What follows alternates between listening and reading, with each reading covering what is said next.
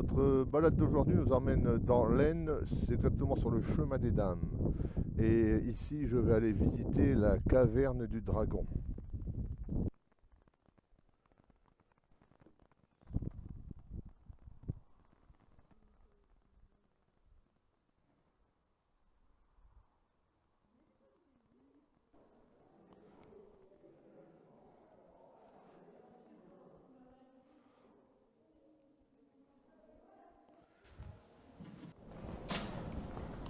Bonjour Monsieur Follet, Bonjour monsieur.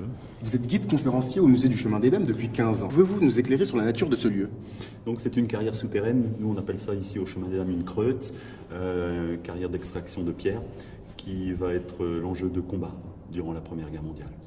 Pouvez-vous nous expliquer en quoi ce lieu représentait un intérêt stratégique? Il faut se souvenir que nous sommes sous le passage le plus étroit pour franchir le chemin des Dames.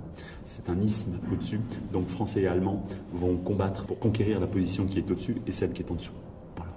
Et les combats vont durer près de 4 ans. Mais pour bien comprendre ce lieu, il faut aller voir ensemble. Je vais vous montrer.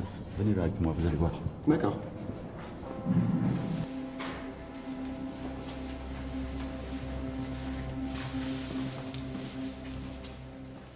Les Français donc vont habiter ce lieu du 14 septembre 1914 au 25 janvier 15. Les Allemands reprennent la position. Et à partir de là, ils vont s'installer à l'intérieur, fortifier le lieu, s'organiser. Mais les Français vont reprendre la position un 25 juin 1917. Et là, les Allemands vont contre-attaquer. Et incroyable, à un moment, donc, dans le nord, vous avez des Allemands. Et au sud, dans cette carrière, là où nous sommes, vous avez des Français. Mais c'est quand même fou qu'il y ait eu des Allemands et des Français simultanément dans cette grotte. Effectivement, c'est ce que nous on appelle ici vulgairement la cohabitation. C'est-à-dire que vous avez des hommes derrière des murs, il y a une zone dans le noir, et derrière, quelque part, il y a un mur, mais avec des soldats allemands. Je vais vous montrer ce No Man's Land. Venez voir. Ok, allons-y.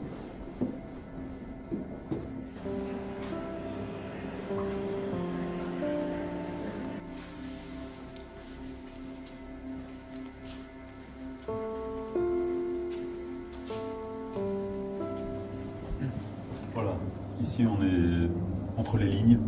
Les Français sont là derrière un mur, les Allemands sont là-bas, à peut-être 70 mètres, derrière un mur. Et donc on est dans la zone qui s'appelle le No Man's Land, on est dans le noir. Et pour les conflits, ça se déroulait comment? Quand on vous donne l'ordre d'avancer, vous devez exécuter cet ordre. Plusieurs fois, les Français vont avancer dans le noir, nous le savons. Il va falloir utiliser les armes à votre disposition, le revolver, un pistolet automatique. Vous avez un poignard, vous avez peut-être une grenade, la baïonnette. Et en face, c'est la même chose. On est à 15 mètres sous le sol, il fait 12 degrés, on est dans le noir. C'est des conditions de vie vraiment horribles. Oui, effectivement. Et en plus, l'air est mauvais, très raréfié. Ils vivent dans la peur, l'angoisse permanente, le sol qui bouge, ça résonne à cause des bombardements aussi au-dessus. Donc ils sont dans la mort ici. Voilà. On ne peut pas dire d'autre chose. Ils sont dans la mort.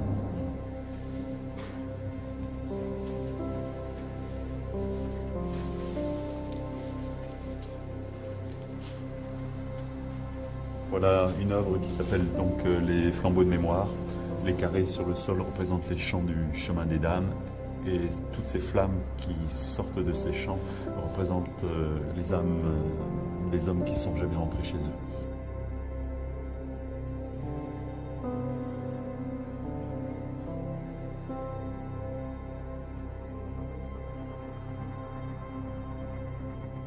Et une bonne heure de visite, hein, passer dans les galeries, dans les sous-sols de la caverne du Dragon. Bon, je n'ai pas filmé, je n'ai pas pris de photos parce que c'est dans la pénombre. Les choses les plus intéressantes sont éclairées par le guide à l'aide d'une lampe de poche puissante. Ça veut dire que le guide connaît bien son sujet, une belle visite, bien racontée, bien expliquée. Ça vaut le détour, ça vaut le coup de venir faire une petite balade dans le coin. Hein, si vous voyez cette vidéo, ben, je vous conseille d'aller visiter pour la mémoire la caverne du Dragon sur le chemin des Dames.